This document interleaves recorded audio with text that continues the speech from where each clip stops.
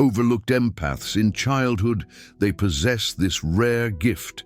Jung discovered it. Huberman confirms. There's a category of people who carry a gift they never asked for. A gift that didn't come from a place of privilege.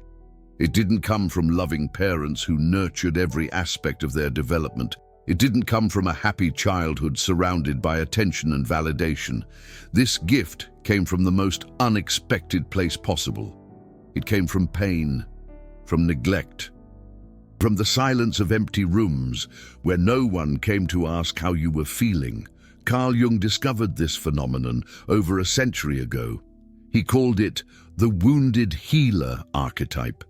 He observed that some of the most empathetic and intuitive people in the world shared something in common. They were overlooked in childhood. Now, the Huberman Lab confirms with neuroscience exactly what happens in the brain of a child who grows up without attention. And what they've discovered explains why these children develop abilities that normal people will never have. Today, you're going to understand why your painful childhood might have been the crucible that forged your rarest gift. Chapter 1. The Child. No one saw. There's a specific type of childhood suffering that leaves no visible marks.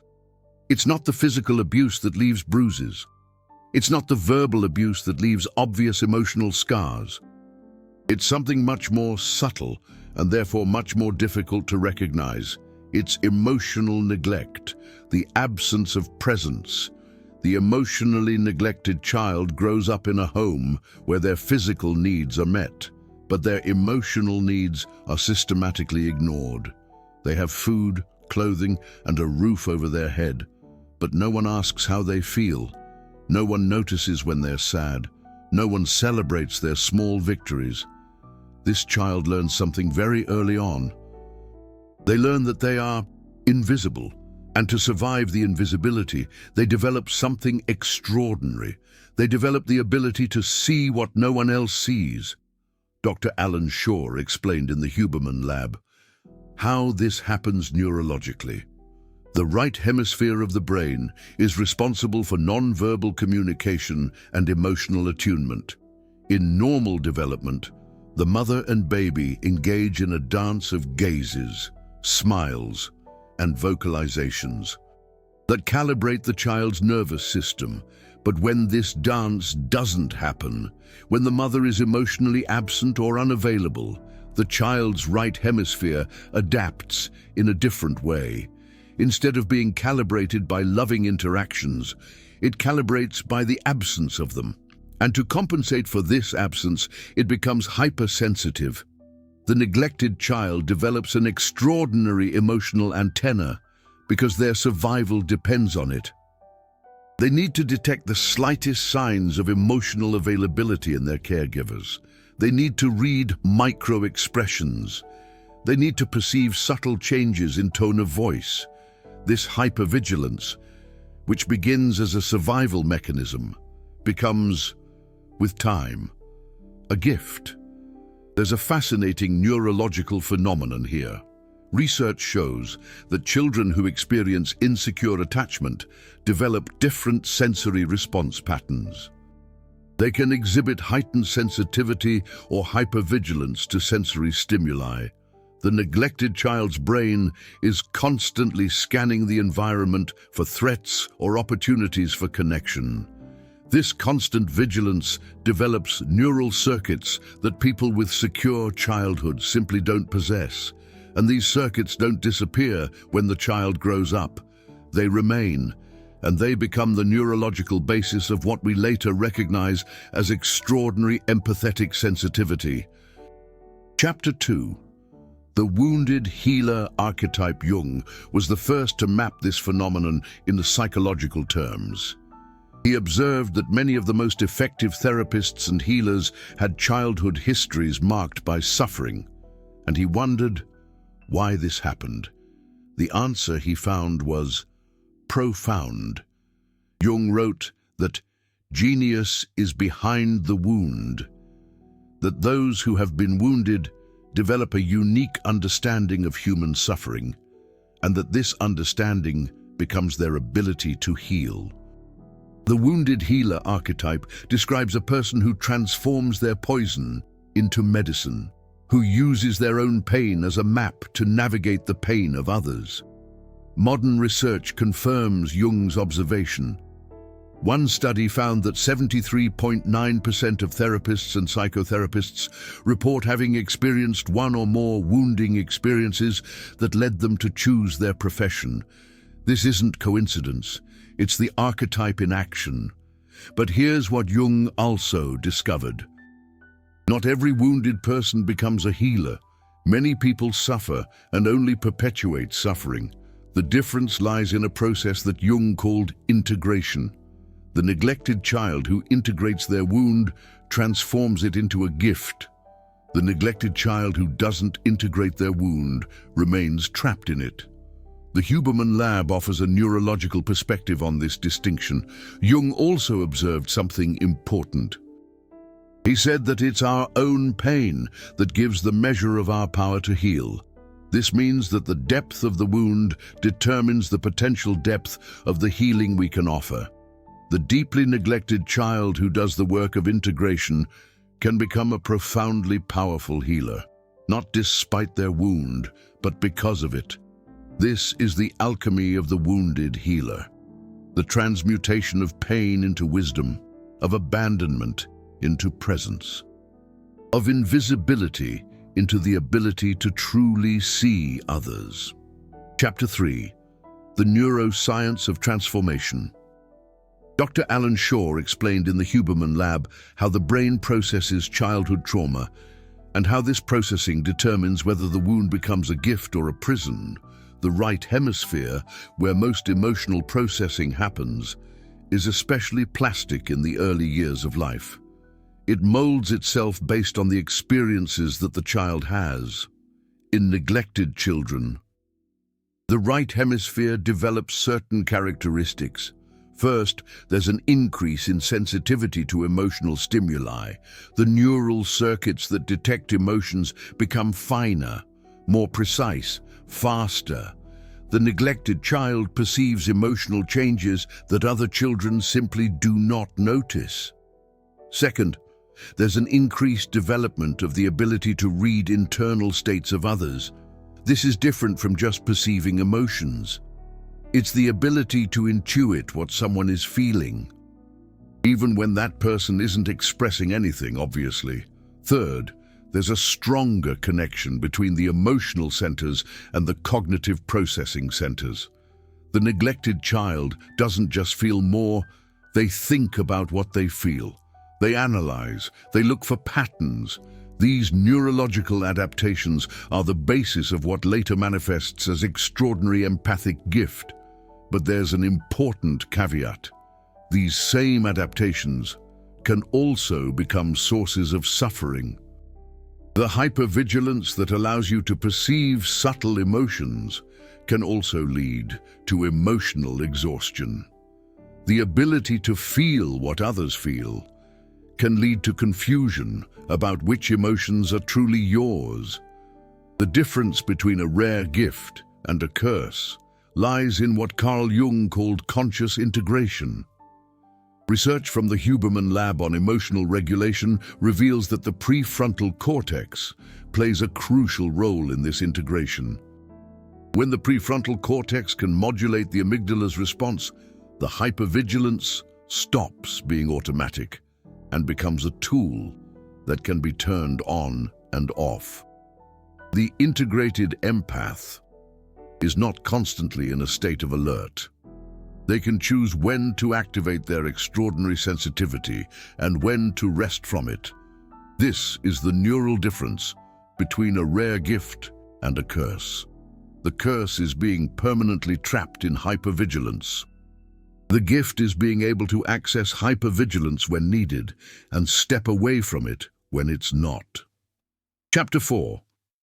The Genius Behind the Wound.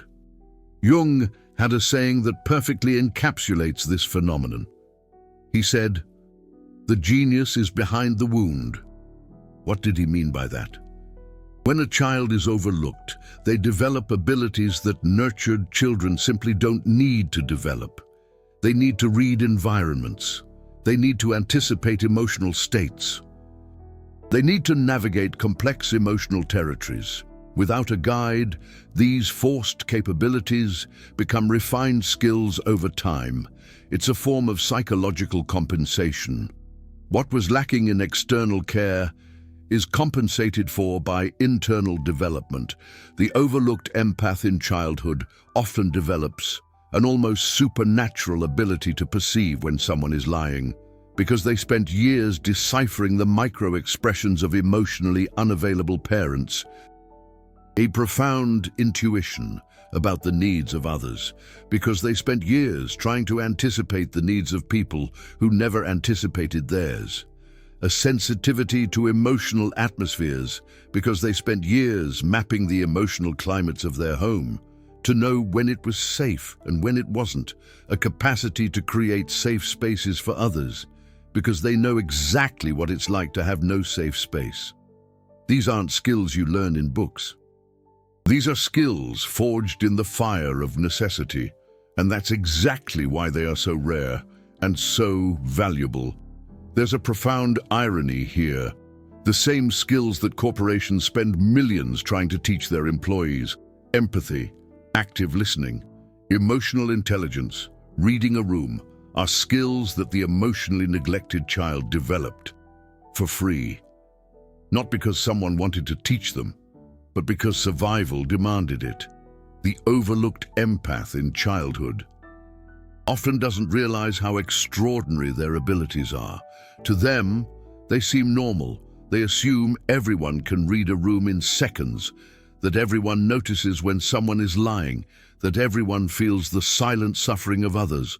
But not everyone does. Far from it. These skills are rare, and it is exactly these skills that the world desperately needs. Chapter 5. The cost of the rare gift. It would be dishonest to talk about the rare gift without talking about the cost. Every empath who developed their abilities through childhood emotional neglect carries the marks of that origin.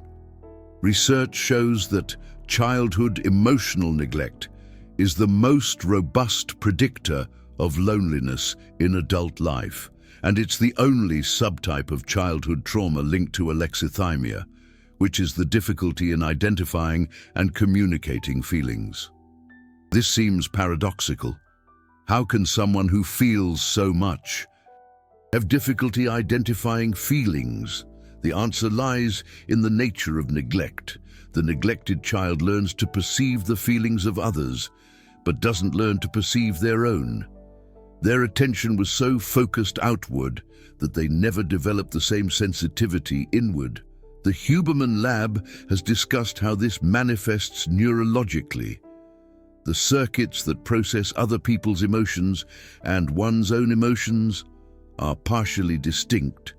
In overlooked empaths, the circuits for other people's emotions are highly developed, while the circuits for their own emotions may be underdeveloped. This creates what some researchers call inverted empathy. The person feels deeply what others feel, but has difficulty feeling what they themselves feel. This is the hidden cost of the rare gift. There are other costs as well. The neglected empath often struggles with issues of self-esteem. After all, they grew up receiving the implicit message that they weren't worthy of attention. This message takes root deeply. They may struggle with intimate relationships because the same ability to feel what others feel can become overwhelming in close relationships, and because they may unconsciously attract people who repeat the pattern of neglect. They may struggle with establishing boundaries because saying no means potentially causing discomfort in the other person. And causing discomfort in the other person is unbearable for someone who feels that discomfort as if it were their own. And that's why the integration that Jung described is so important. Without it, the rare gift becomes a curse. The empath gets lost in the feelings of others, and never finds their own. Chapter 6. The process of integration. Jung taught that the wound isn't healed by being ignored. It's healed by being integrated. But what does it mean to integrate a wound of neglect? It means recognizing what happened. Many neglected children grow up minimizing their experience. They tell themselves that their childhood was normal, that others had it worse, that there's no reason to complain. This minimization prevents integration. You can't integrate what you don't recognize. The first step is to name what happened. I was emotionally neglected. My emotional needs were not met. This wasn't normal. This affected me. It means mourning what wasn't. The neglected child often skips the mourning process. They go straight to compensation. They develop skills instead of processing the loss. But to truly integrate, it's necessary to mourn the childhood you didn't have, the attentive parents you deserved, the validation you should have received, the safe space that should have existed. This mourning isn't self-indulgence. It's necessary processing. It means directing sensitivity inward. The neglected empath developed extraordinary sensitivity to others. Now they need to develop the same sensitivity to themselves. This means regularly asking, what am I feeling? Not what are others feeling? Not what should I be feeling? What am I really feeling in this moment? It means learning to receive. The overlooked child grew into an expert at giving, at perceiving needs and meeting them. But they never learned how to receive.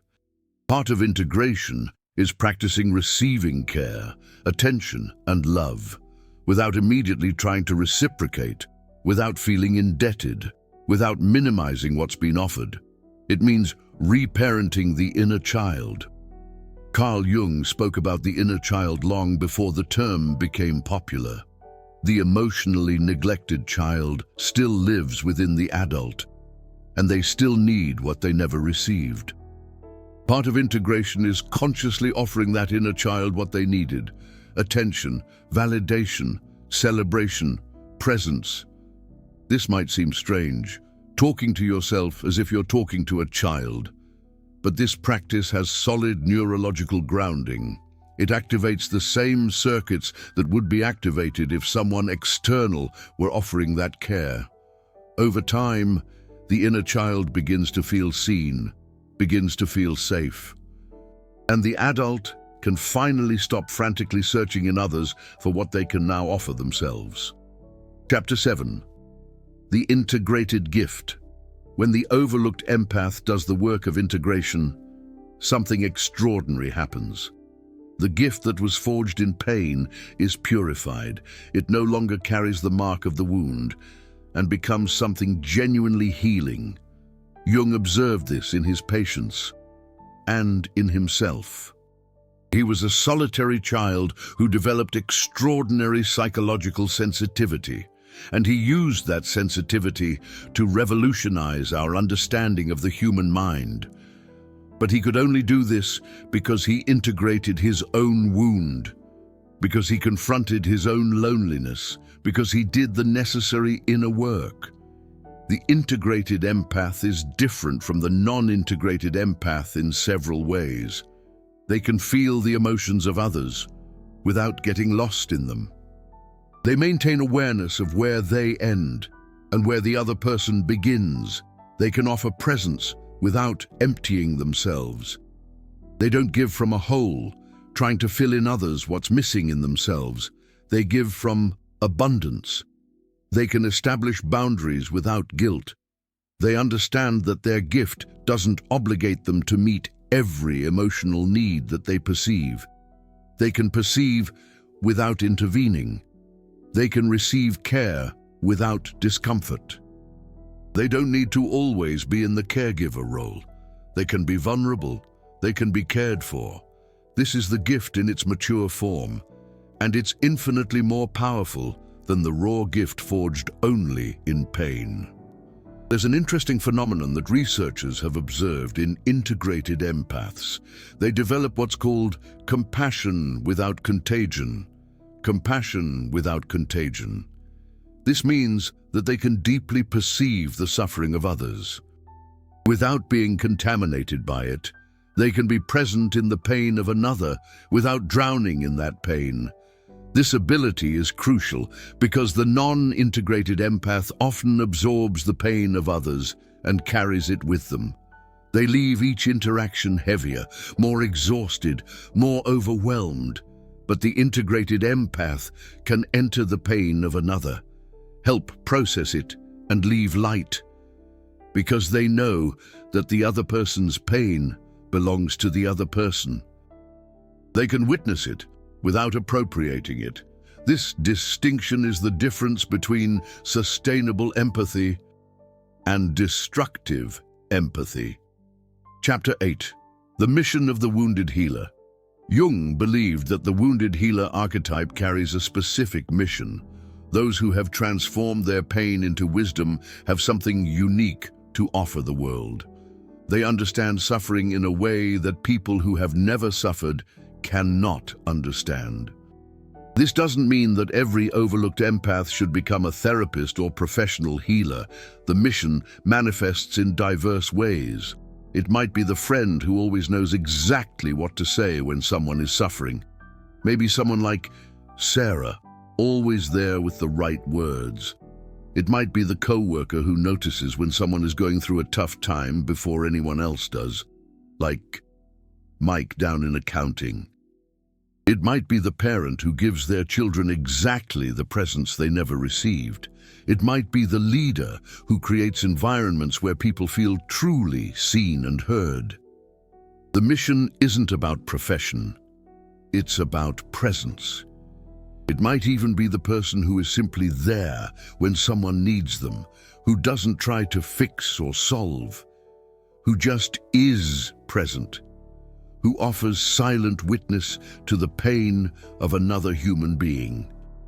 This form of presence is extremely rare in the modern world.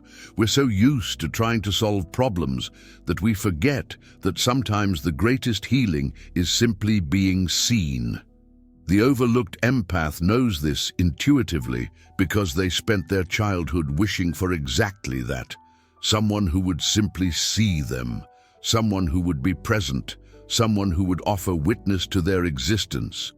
The wounded healer who has integrated their wound carries a quality of presence that is healing in itself.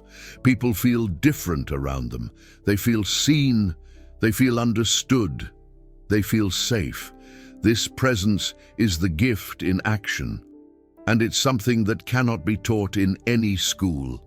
It can only be forged in the fire of lived experience. The Huberman Lab has discussed research on how presence affects the nervous system of others. When a person is emotionally regulated, they help to regulate the nervous system of the people around them. This phenomenon is called co-regulation. The integrated wounded healer is a master of co-regulation. Their presence calms dysregulated nervous systems. Their stability offers a safe harbor for others to navigate their storms. This doesn't happen through words or techniques. It happens through presence, through being. And this is the purest form of healing that exists. Chapter 9. The Danger of Identification. Jung also warned about a specific danger for wounded healers.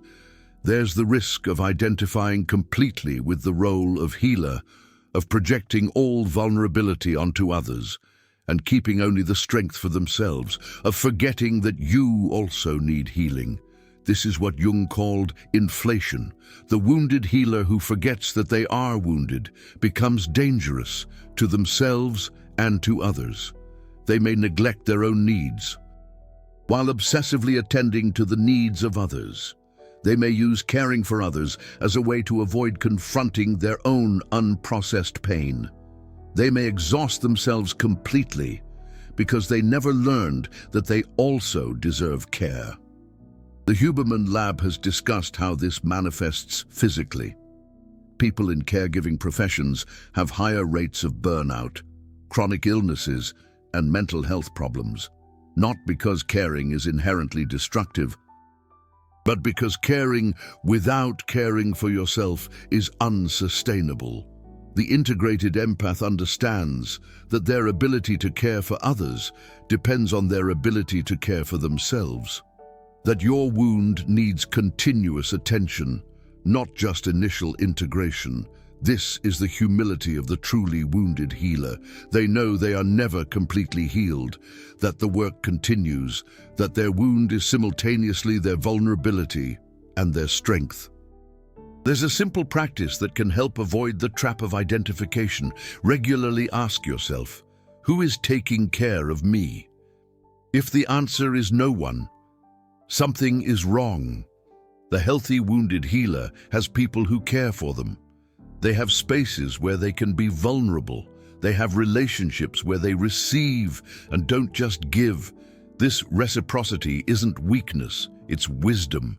It's the recognition that even the most powerful healer needs to be healed sometimes. Chapter 10. The Redemption of Childhood. There's something profoundly redeeming in the transformation of emotional neglect into a rare gift. The overlooked empath in childhood can spend their life resentful of what they didn't receive, or they can transform that absence into an extraordinary presence. It's not that the emotional neglect was good. It's not that the parents are forgiven. It's not that the pain didn't matter. It's that the pain was transformed, transmuted, alchemized into something of value. Carl Jung called this the alchemical opus. The work of transforming lead into gold, poison into medicine, wound into a rare gift. Alchemy is a perfect metaphor for this process. The ancient alchemists believed they could transform base metals into gold through a process of purification. Jung saw this as a metaphor for psychological transformation. Emotional neglect is the base metal. Integration is the process of purification, and the rare gift is the gold.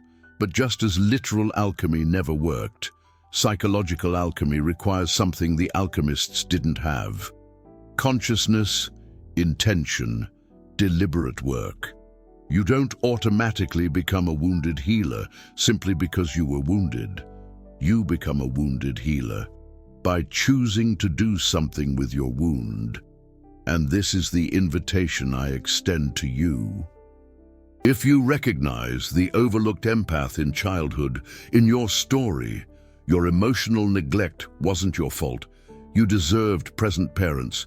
You deserved loving attention. You deserved to be seen. And, at the same time, your emotional neglect gave you something that people who had all of that don't have: a sensitivity forged in necessity, a perception sharpened by survival, an ability to see the invisible. You can spend your life lamenting what you didn't have, or you can integrate your wound and let your rare gift shine. The choice is yours, but know that Carl Jung predicted this, that Andrew Huberman confirmed the neuroscience, that your rare gift is real, and that the world needs exactly what you have to offer. The presence you never received is exactly the presence you can now give, and in that giving is your redemption. A final reflection for those who recognize themselves in this video. You didn't ask to be born into a family that didn't know how to see you. You didn't choose to spend your childhood in silence, waiting for attention that never came. You didn't deserve the emotional neglect you experienced, and, at the same time, you can choose what to do with it now. You can let the wound define you, or you can let the wound refine you. The choice is yours, and it's a choice you can make again. Each day. Carl Jung knew this. Andrew Huberman confirmed the neuroscience, and now you have the knowledge. Your rare gift is real, your mission awaits you, and the world is desperately needing what only you can offer. The invisible child you were has become the extraordinary adult that you are. And that is the greatest revenge of all, against emotional neglect. Not bitterness, not resentment, but transformation. The transformation of poison into medicine, of wound into rare gift, of invisibility into vision. This transformation is your inheritance, and it starts now, not tomorrow, not when the circumstances are perfect, not when you feel ready, now. At this moment, as these words echo in your mind, the child who was overlooked is watching you, waiting to see what you're going to do with what they suffered. Make it worth it. Transform the pain into purpose, and let your rare gift shine.